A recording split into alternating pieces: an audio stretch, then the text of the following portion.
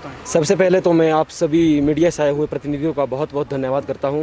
जिस प्रकार से हम सब ने देखा कि पिछले कुछ दिनों से जो है वो सोशल मीडिया पर एक चैट जमकर वायरल हो रहा है और उसी की जांच को लेकर आज जो है वो हमारे साथी मुख्य सचिव और गृह सचिव से मिलने गए थे, लेकिन वहां पर आज हमने एप्लीकेशन सबमिट करवाई है और हम प्रशासन से मांग करते हैं कि जो भी चैट ये सोशल मीडिया पर जमकर वायरल हो रहा है, जिसमें दो व्यक्ति आपस में बातचीत कर रहे हैं पुलिस पेपर के लीक होने की, तो हम प्रशासन से मांग करते हैं कि इसकी पूरी तरह से निष्पक्ष रूप से जांच की जाए। आगे क्या चाहते हैं आप? आगे हम प्रशासन से चाहते हैं कि जो कोई भी व्यक्ति अगर हमें गुमराह करने की कोशिश कर रहा है तो उसकी भी जांच की जाए। अगर किसी ने सही मायने में ऐसा किया है तो उसकी भी जांच की जाए, क्योंकि हम किसी के ऊपर कोई आरोप नहीं लगा रहे। हमारी सिर्फ प्रशासन से ये मांग है कि आप इस चैट की पूरी तरह से जांच करें और सबके सामने सच लाए कि सच क्या है और झूठ क्या है। किस तरह की वायरल चैट में बस वो दो व्यक्ति आपस में बात कर रहे हैं, जिसमें उन्होंने पैसे का उसकी हमारे पास एक कॉपी भी है। अच्छा, इस तरह की फेक चैट्स कई दफ़ा देखने के लिए मिलती है। आपको क्या लगा अगर ये चैट सच में भी किसी की है तो किस तरह का नुकसान आपको इससे होगा? देखिए मैम, अगर ये चैट सच में होगी तो इसमें हमारे सैकड़ों युवाओं का भविष्य बर्बाद हो रहा है, क्योंकि अगर इस प्रकार की परीक्षाओं में न्याय के साथ परीक्षाएं नहीं होंगी तो सैकड़ों युवाओं का भविष्य बर्बाद हो रहा है। अगर ये चैट फेक है तो मैं प्रशासन से निवेदन करता हूं कि आप हमारे सामने ये बताएं कि ये चैट इस तरह से फेक है और इस तरह से इसे किसने वायरल किया है उसको भी हमारे सामने लाए, क्योंकि हमारा किसी के ऊपर कोई आरोप लगाने का ऐसा कोई लक्ष्य नहीं है।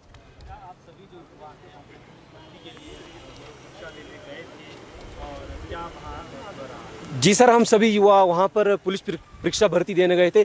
वहाँ पर पूरी तरह से जो परीक्षा है वो सही रूप में हुई है, वहाँ पर किसी प्रकार की कोई धांधली नहीं हुई। लेकिन उसके बाद जो ये चैट है वो रिजल्ट के बाद ये चैट वायरल हो रही है, तो हम प्रशासन से यही मांग करते हैं कि आप इसकी निष्पक्षता से जांच करें और जो भी कुछ सच है, अगर ये चैट सच है, किसने इसको वायरल किया है, कौन ये व्यक्ति है, इनको सबके सामने लाए। क्योंकि प्रदेश अन्य हमारे जिलों से भी ये मांग उठ रही है कि एक परिवार से 4 व्यक्तियों का पुलिस का पेपर निकल रहा है।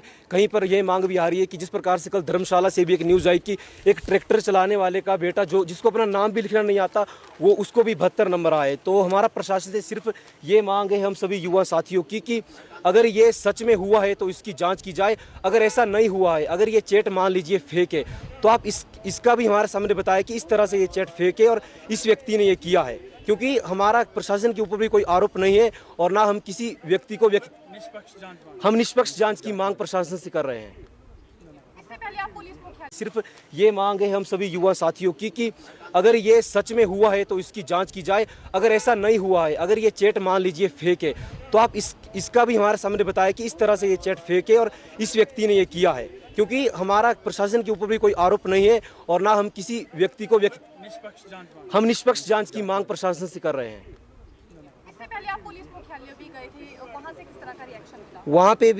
वहाँ पर तो ये भाई गए थे, वहाँ पर हमें किसी तरीके का पॉजिटिव रिस्पांस नहीं मिला। हमें उस तरीके से बात रखने का मौका नहीं मिला वहाँ पे।